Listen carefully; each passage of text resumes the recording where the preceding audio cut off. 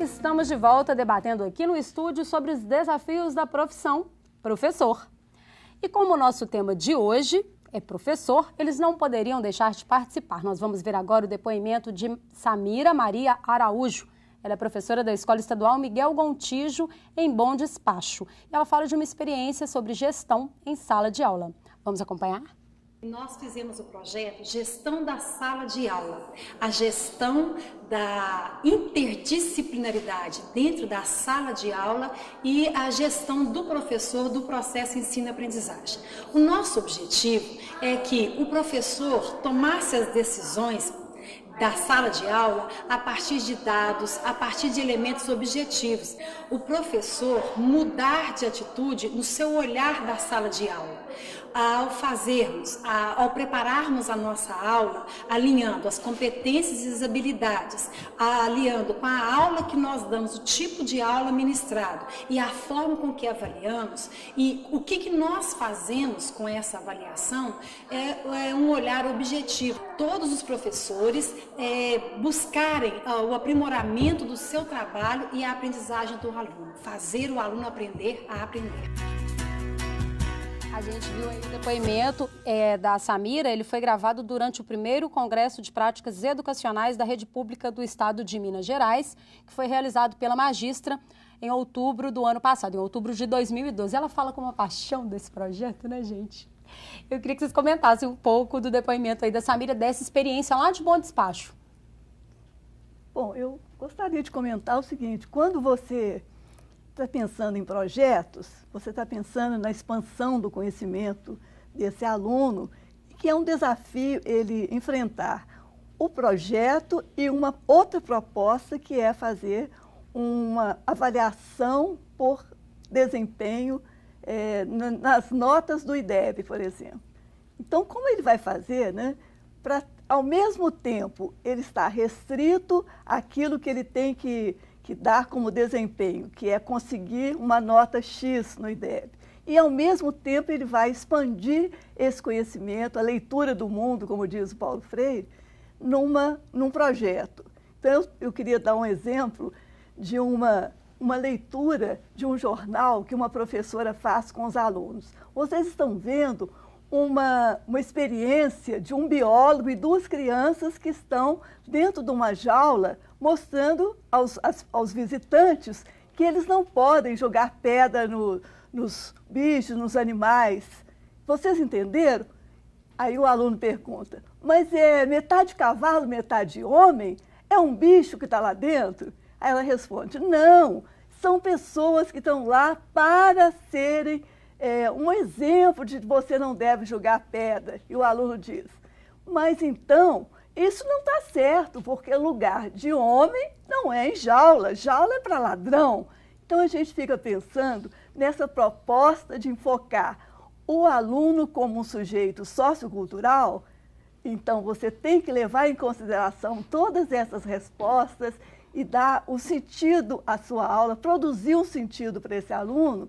E também você tem que focar naqueles itens do IDEB. Como fazer isso é o desafio que o professor faz com a arte. Então, ele vai descobrir, vai perguntar, vai fazer com que o aluno sinta que aquilo também é uma conversa com ele. É um diálogo, na verdade, né? Não é unilateral, né? A conversa de um discurso único. Bom, foi bom que você voltou na questão do desafio que você tinha levantado no bloco anterior. Obrigada, professora Vera. A gente fala muito hoje em dia em valorização docente, né, que passa pela formação, que foi um assunto que a gente debateu bastante no bloco anterior. O que significa, de fato, essa valorização docente? Não é fácil a questão. Porque a figura da docência, né, de você dar aula, de ser professor, nas últimas décadas, eu diria até desde sempre, porque nós temos alguns depoimentos lá do século XVIII sobre professor que não são muito meritórios, né? Então, quando as pessoas falam, valorizava o professor antigamente, eu acho que não era tão assim, né? O professor, acho que nunca no Brasil ele teve realmente uma valorização social condizente com a missão que ele tem, né? Que ele é a base da nação, né?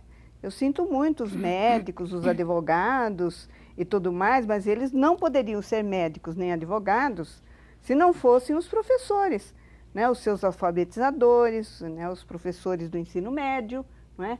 Então, assim, a base de uma nação é o professorado, né? No entanto, a representação social que nós temos constatado através de pesquisas é que professor não é lá grande coisa, né? Acho que, em parte, nós temos culpa nisso, né? Porque muitas das nossas análises mostravam o problema da escola, né?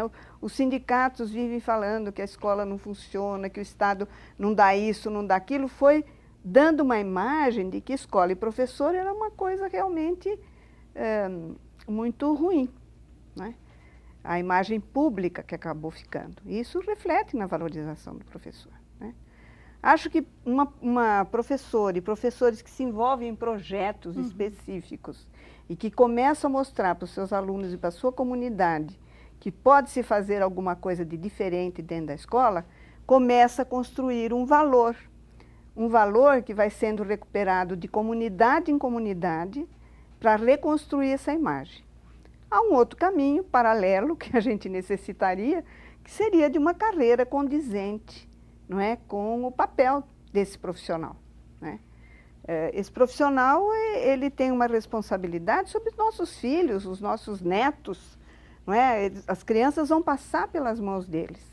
Nós precisaríamos de ter uma formação melhor, uma formação continuada mais densa e uma remuneração condigna, com uma perspectiva de carreira, né? O estudo que eu fiz com jovens de ensino médio sobre a atratividade da carreira docente, né, no Brasil inteiro, fizemos grupos com jovens em várias partes do país, não é? Eles dão um valor para o professor imenso, uma coisa que nós não esperávamos, né? Eles acham que o professor é o profissional mais valoroso que esse país tem, mas ele não quer ser professor.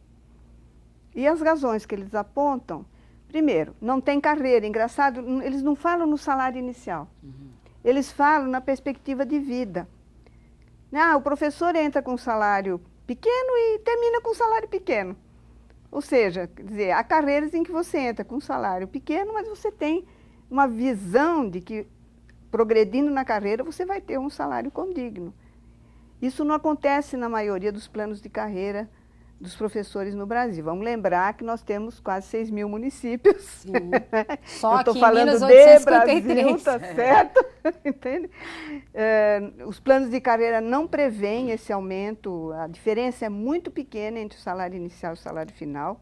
Em geral, ele só conta o tempo de serviço, às vezes um curso de especialização.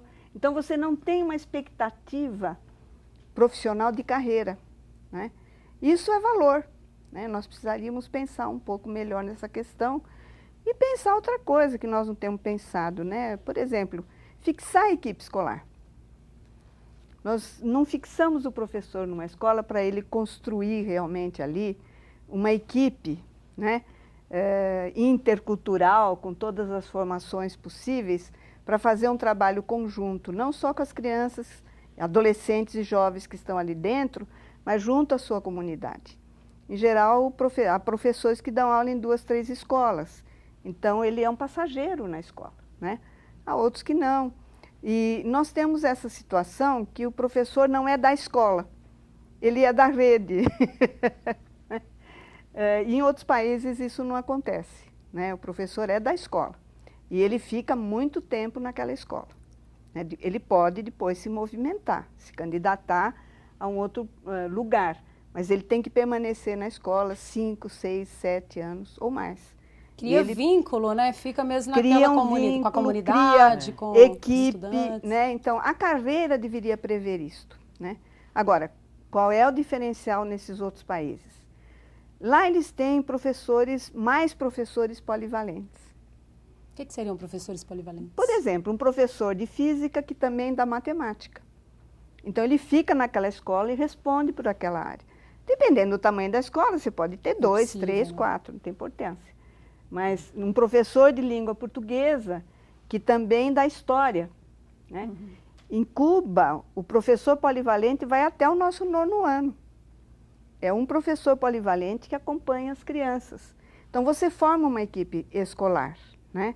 Esse professor, ele é formado para desenvolver as várias disciplinas. Claro que não é um só, né? Você tem um grupo que trabalha a partir da quinta série, que seria a nossa quinta série e sexta série, né? Sim. Então, essa ideia da polivalência do professor, ela está posta em outros lugares, né? Aqui entre nós trabalhamos só com a especialidade, né? Um professor de ciências biológicas poderia dar química, entendeu? Então, nós não aproveitamos as interfaces disciplinares, não é? Até para cobrir falta de professor. Nós não temos professor de química. Também está faltando de ciências biológicas. Né? Bom, meninas, vocês falaram muito, meninas, né? Eu estou aqui me referindo às professoras com meninos.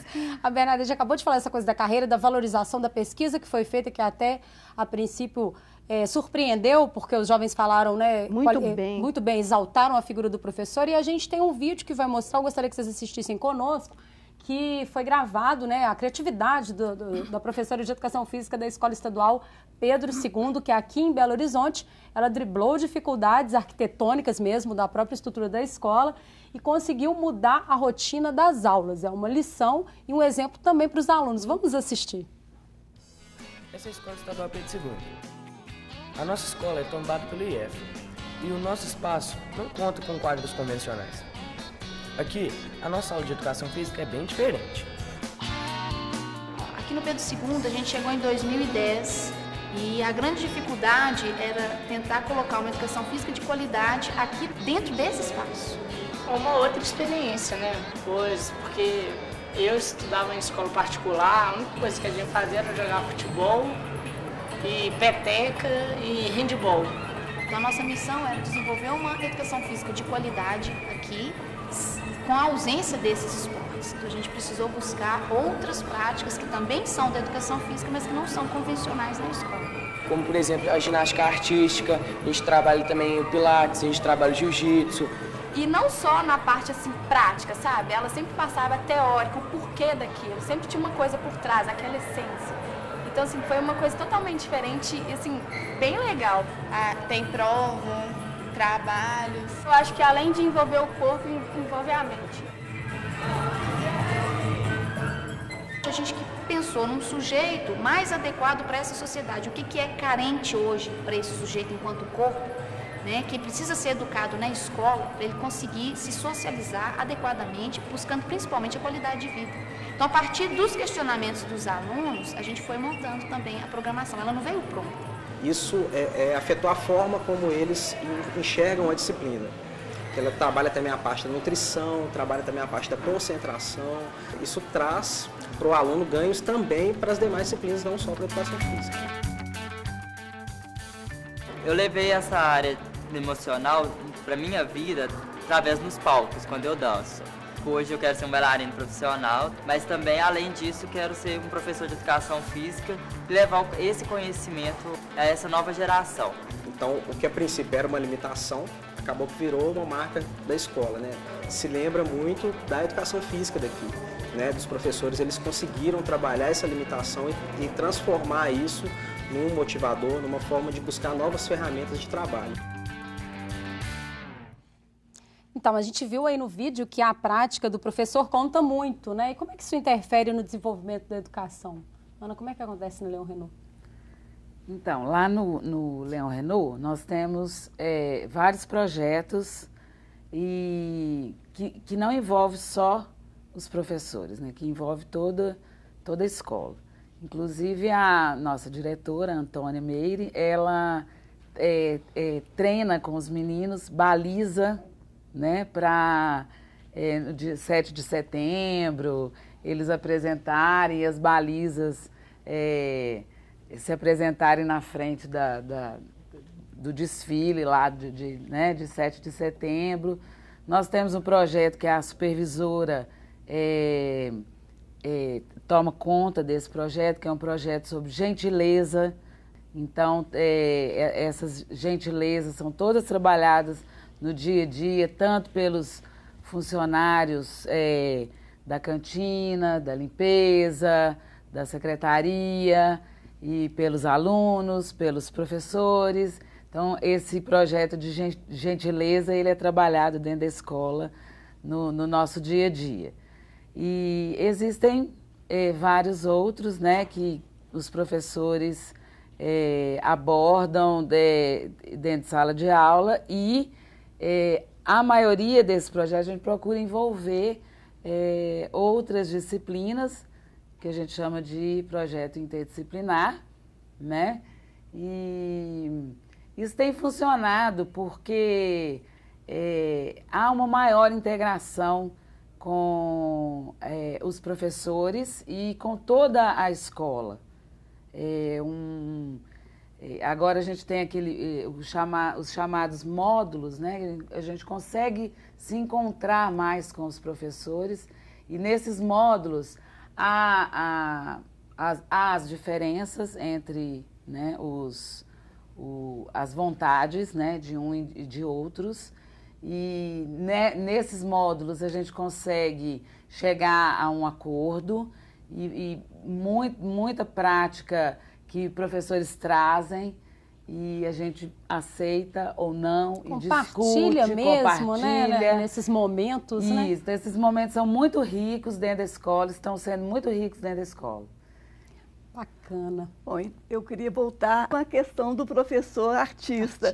O professor realmente, ele inventa, né? Ele retoma, ele faz com que realmente os talentos ali, né, dele sejam colocados à disposição, né, daquela prática que às vezes é uma prática muito interessante, que se renova a cada dia, que é realmente uma prática que faz com que o aluno aprenda, inclusive, o sentido do tempo, porque no dia seguinte ele volta com aquela prática, mesmo se ele colocar apenas o título, né, do dia, e o dia hoje é 27 de setembro, e amanhã já é outro dia, ele está criando, né, formas do aluno se colocar como um sujeito, e como um sujeito que tem presente e passado. Não é como um gato, que é um gato que tem um hoje perene, um hoje eterno. Então são sempre formas, né, de trazer essa inventividade e esse lado artístico mesmo, digamos assim, que você está colocando desde o primeiro bloco, né, professora Vera?